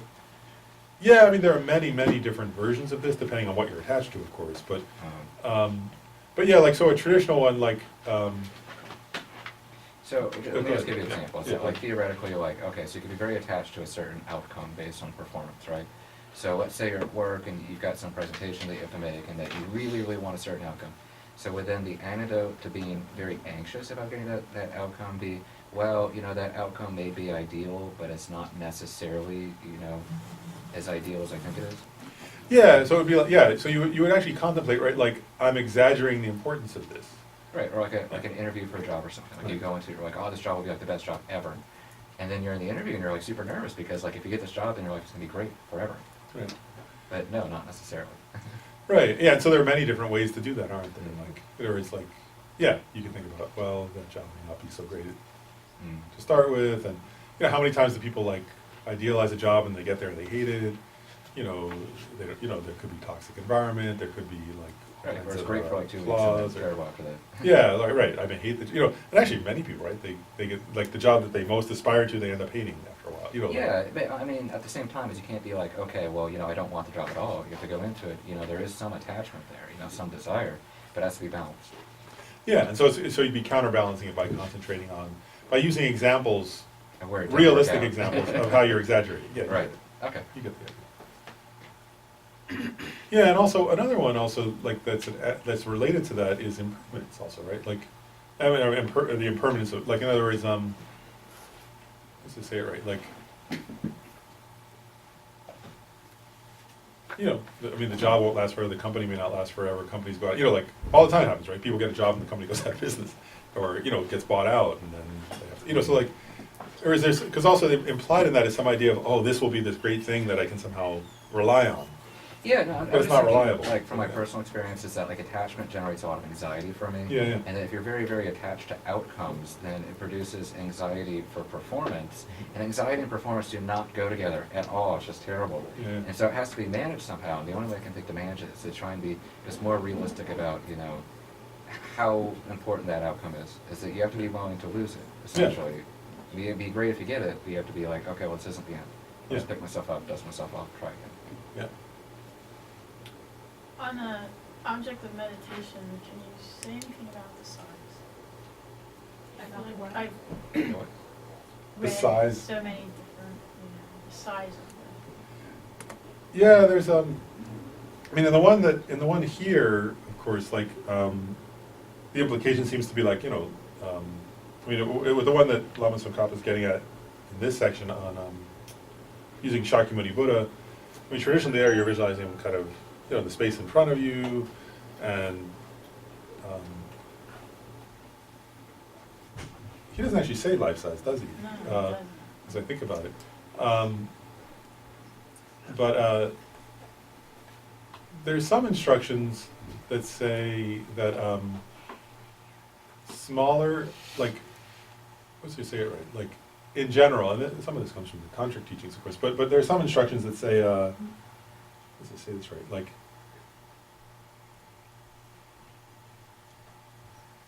that it's easier at the beginning to visualize something slightly larger, because it's hard to visualize small things in the mind, like the mind, it's actually, but that for, if the person is really trying, let's just say this right, that in terms of clarity and deep concentration and the mind sort of penetrating the object at a higher level, then smaller objects can actually be more effective, I guess is the word to say. So I think, again, like Khenpo Rinpoche once said this, that you have to judge, there were some examples, and again, these examples are coming from a different context because they came from tantric teaching, but he said something about this once where he said, he was giving this point, he was saying, at the beginning sometimes a person has to choose has to make the object slightly larger because they can't, their mind gets too stressful or something, it's like too hard to make it small. But that sometimes, as a person progresses in meditative concentration, that having the object be smaller can cause the mind to become more deeply focused on it and can increase the clarity aspect in a way. So I think, again, like part of that is one has to check with one's own experience in a way. And yeah, because I can remember an example like that where he was saying like, a person like might start with it sort of, like, just like we're saying, we start with it sort of vague is fine, but also sometimes you have to get like what's comfortable to you, because at the beginning, if you're trying to develop stability and it's uncomfortable, it's not going to work. But once you have the stability, then if you make the object subtler in a way, which sometimes can include smaller, it can increase the clarity and the depth of the concentration. So that comes from a different context, but that is something that Khenpo should have said before. His Holiness said, I read somewhere, 4 to 6 inches at 4 feet distance with the glasses on if you're wearing the glasses. Science is relative. How do you measure, I mean, you don't have a measuring stick in your head, and it's only larger or bigger, smaller compared to something, right? Right. So how do you even know what you're visualizing if you don't have something relative? I've read like those sizes, but I've also read like make it huge and fill your whole field, and I've read make it like fit on the head of a pin. Right. Many from the Dalai Lama, so like clearly there's They're all- different instructions for different True. Yeah, no, there are circumstances. and size is always relative, but it's really relative to your own mind. Like in other words, that your mind kind of, Am I feeling it huge or am I feeling it small? That's what I would think of sizes, but if there's specific measurements, then I'm lost. yeah, no, so the idea would be this, like, actually I'll say it this way, like, if you right now think of, actually, the easier way to do it is like, let's go back to that thing from earlier. If you think of, if you go to one of those places and you get like a personal little pizza, right, and you visualize that, and then you visualize like an extra large. You're right, you can do it. Like, they feel different in your mind. Absolutely. And so it's like that. It's in a way. terrible. And also the same thing, right? If you think of like for anybody who likes to be outside, right? If you think of a deer tick, because everybody's focused on those, right? Because they're afraid of Lines. lion, right? So if you think of a deer tick, right? And then if you think of like a tarantula, there's clearly a big difference in your size, right? In the size to your mind. So it's like that, right? It's only in your mind, so there's no, Right. you're not actually seeing a deer tick right now, but if you put it, like, if in your mind you put a tarantula and a deer tick next to each other, like, or even if you just think of the deer tick by itself, you have this sense of tiny, right? Now compared to an atom, it's humongous, so it's relative, but it's in your mind. In this case, it's in your mind is what matters. So that goes back to your point. But I think that those instructions that you're referring to, they really are about for different skillful purposes. But I think the main issue is that at the beginning we want stability, so whatever will give us the stability that's comfortable for us, we have to focus on. But then as we're trying to develop the clarity, and there comes a point in certain practices where you're trying to develop a sense of like the mind completely penetrating the object, where the mind and the object, they're not literally non-dual, but there's an experience of kind of them being almost like mixed or something. And with that, if it's very small, it's easier to sort of, that the mind sort of could completely absorb in this tiny thing and everything else kind of falls away experientially. So I think there's an experiential component where at a certain point in concentration, that's very useful. But if you try to do it at the beginning, you won't develop the stability, will you? Because it'll be too, you know, or if we're a beginner and we're trying to, like if you're trying to visualize a Buddha the size of a deer tick, you're just going to get frustrated, I think. And the same thing, that's why, like, you know, so if you could, like, for some people I could imagine, right, like visualizing a Buddha the size of a statue, for somebody else life size. The goal really, though, if you think from what Lama Tsongkhapa is saying here, is what helps you have stability at the beginning, and that's what matters. So pick a size where you can feel stability would seem to be the key from what Lama's saying. And then, you know, as you progress, there may be other purposes to developing something very small. But at the beginning, I think very small would be just frustrating, actually. Because it's very hard to be stable, right? Even it feels like that. If you're trying to capture something very small, it feels. So the goal is stability and then clarity. So. I remember Kalu Rinpoche writing somewhere that once you get that stability and clarity, like you can make the image larger and smaller and thinner, and then move it at different places and so on and so forth. Yeah, and those would be exercises at a certain point. Yeah. But at the beginning, we just want the stability. Yeah, so that's the key. So you can see how there are different purposes at different points. Right. Yeah, that's what I was thinking. Well, let's do the dedication. So. The supreme jewel, bodhicitta, where it has not arisen, may it arise and grow. Where it has arisen, may it not decrease, but increase more and more. In the snowy mountain paradise, you the source of good and happiness, all-powerful Chinrezig Tenzin Gyatso, please remain until samsara